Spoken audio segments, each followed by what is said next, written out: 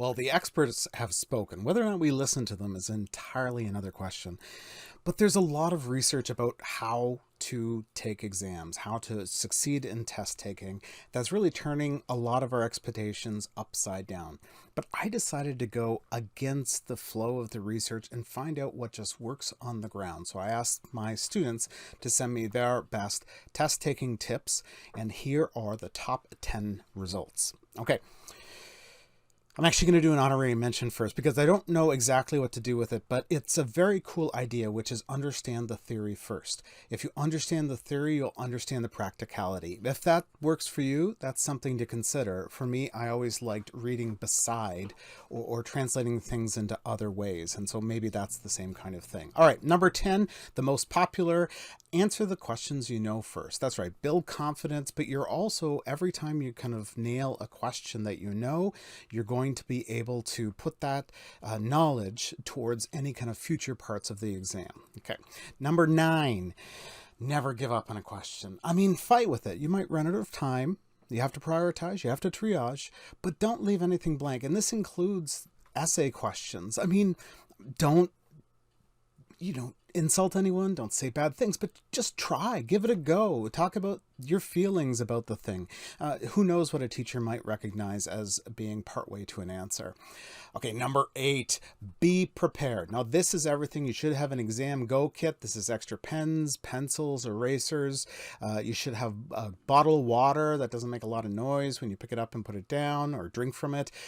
Some trail mix if you're allowed that kind of thing. You should wear comfortable shoes. It's 2 or 3 hours of your time.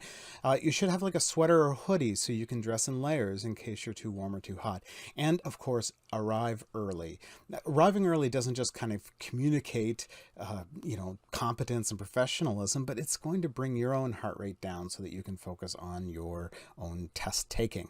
Because a lot of the effect of test taking is being able to perform during that 30 minutes or 2 hours or whatever. And so if you're going to be there early. Number 7, we're going to do cramming culture versus the other kind of culture. Now, I was a crammer for the most part, but it only worked for me because I had already learned to pace myself ahead of time. So getting rid of cramming culture, doing those late night burns on the night before an exam, and instead go for rest, exercise, good food, and then pace yourself, because a lot of exam writing is mental health, or at least so my students tell me. All right, number 6 suggestion, avoid food rewards, but give yourself a reward. Well, maybe you want food rewards, but be careful. Or coffee rewards. Be careful.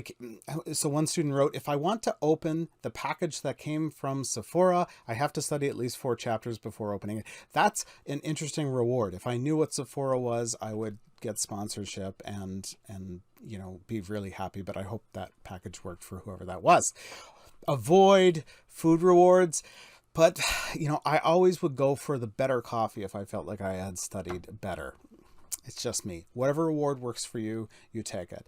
All right, number 5. Now, everyone wanted to talk about flashcards, Post-it notes, cue cards, plus colored markers, but one person wrote in Quizlet and then mic drop. Like, that answers everything. And I have heard great things about Quizlet, and some people are paying for the actual app, not just getting the free version. Number 4, set aside long chunks of time. This is the wisdom of the thing. I'm somebody who likes to binge. I like to work a long time on something and focus on it. Other people like to move between different things and flow back and forth to keep their mind fresh. Whatever it is for you, make sure that you use something like a Pomodoro method that fits your personality and the kinds of things you're studying. And this is basically sprints and breaks. So you study hard for a period, and then you take different kinds of mental and physical breaks, and you break that up. Some people want to do that every 25 minutes, some 45 minutes, some 75, whatever works for you. Take that time away. The sprint works really well, but if you're doing a 4-hour study session, it's pretty tough to focus for 4 hours. All right. Number 3, love this one. It's something that's so true to me. I learn by teaching others, and I think many of you can too, but you probably haven't had a context in school where that happens. Well, university and college, that's a great place to learn this, especially if you can get paid to do it. But even if you can't, through a study session where you're teaching somebody else and they're teaching you different things, that process will help you learn even better. Number 2, it's wisdom. A distraction-free environment. One person says, hey, like I actually clean my room. I get my whole area set up. Another person sets out all their tools and things so it feels like a real kind of workspace. Other people like to hide with distraction-free kind of noise cancellation headphones or something in the back of a library where it's totally unreachable. There's going to be no distractions. That only works if you put your device away. That's right. You take the phone and you actually put it out of reach, not just off, not just on silent, but out of reach. You just have to do it. It depends on what you want for your study session. If you're killing time and you're just hoping to learn a little, no problem. Keep your phone with you and look at it every 6 minutes.